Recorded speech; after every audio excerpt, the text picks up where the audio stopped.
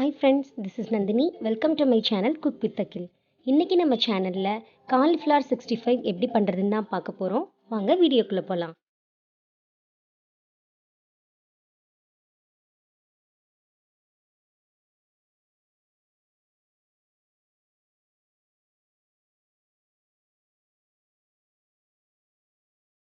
இப்போ காலிஃப்ளவர் 65 பண்ணுறதுக்கு அடுப்பில் ஒரு பாத்திரத்தில் கொஞ்சமாக தண்ணி சேர்த்துக்கோங்க. ஸ்டவ் ஆன் பண்ணிவிட்டு அதில் 1/4 டீஸ்பூன் அளவுக்கு உப்பு, 1/4 டீஸ்பூன் அளவுக்கு மஞ்சள் தூள் சேர்த்து தண்ணியை கொதிக்க வச்சு எடுத்துக்கோங்க. இப்போ இதில் நம்ம ஒரு மீடியம் சைஸ் காலிஃப்ளவரை குட்டி குட்டியாக கட் பண்ணி வச்சுருக்கோம். அதை இப்போ நம்ம இதில் சேர்த்துடலாம்.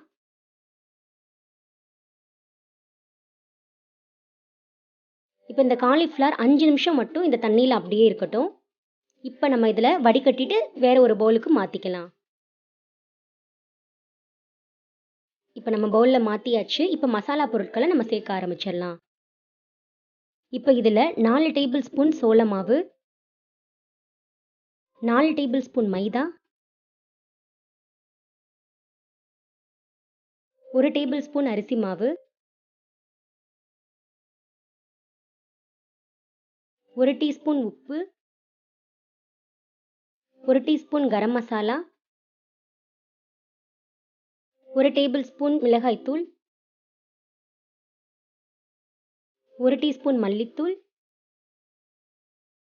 1 டேபிள் ஸ்பூன் இஞ்சி பூண்டு விழுது, 1/2 கப் அதாவது 8 டேபிள் ஸ்பூன் அளவுக்கு தயிர். இது எல்லாத்தையும் சேர்த்து இப்போ நம்ம நல்லா மிக்ஸ் பண்ணி விட்டுறலாம்.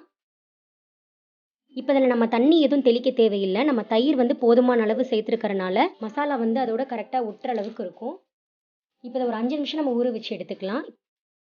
இப்போ 5 நிமிஷம் இந்த காலிஃப்ளவரில் மசாலா எல்லாமே நல்லா ஊறிடுச்சு. இப்போ நம்ம இதை போட்டு பொரிச்சு எடுக்க ஆரம்பிச்சிடலாம். இப்போ பொரிக்கிறதுக்கு அடுப்பில் ஒரு பாத்திரம் வச்சு பொரிக்க தேவையான அளவுக்கு எண்ணெய் ஊற்றி எண்ணெயை நல்லா சூடு பண்ணிக்கோங்க. எண்ணெய் நல்லா சூடானதுக்கு அப்புறமா மிதமான சூட்லேயே வச்சுக்கோங்க. இப்போ இதில் நம்ம ஒவ்வொரு காலிஃப்ளவராக எடுத்து போட்டு பொரிக்க ஆரம்பிச்சிடலாம்.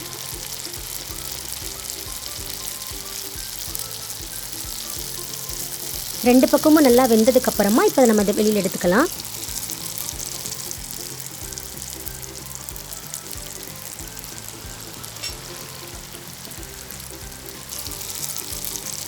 இப்போ எல்லா பக்கமும் காலிஃப்ளவர் நல்லா வெந்துடுச்சு. இப்போ அதை நம்ம ஒரு பிளேட்டுக்கு மாற்றிக்கலாம்.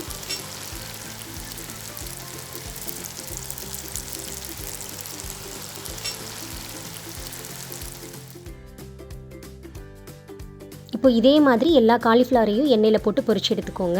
அவ்வளோதான், நம்மளோட கிறிஸ்பியான காலிஃப்ளவர் 65 சூப்பராக ரெடி ஆகிடுச்சு. இதை தயிர் சாதம், சாம்பார் சாதம், ரசம் சாதம் கூடலாம் வச்சு சாப்பிட்றதுக்கு ரொம்பவே டேஸ்ட்டாக இருக்கும். ஈஸியாக வீட்டில் பண்ணிடலாம். ஈவினிங் ஸ்நாக்ஸாக கூட நம்ம எடுத்துக்கலாம். இதை கண்டிப்பாக ட்ரை பண்ணி பாருங்கள். ட்ரை பண்ணி பார்த்துட்டு எப்படி இருந்துச்சுன்னு எனக்கு மறக்காமல் கமெண்ட்டில் சொல்லுங்கள். உங்களுக்கு இந்த வீடியோ பிடிச்சிருந்தா லைக் பண்ணுங்கள், ஷேர் பண்ணுங்கள். மறக்காமல் சப்ஸ்கிரைப் பண்ணி பக்கத்தில் இருக்க பெல் ஐக்கானை கிளிக் பண்ணிக்கோங்க. Bye friends.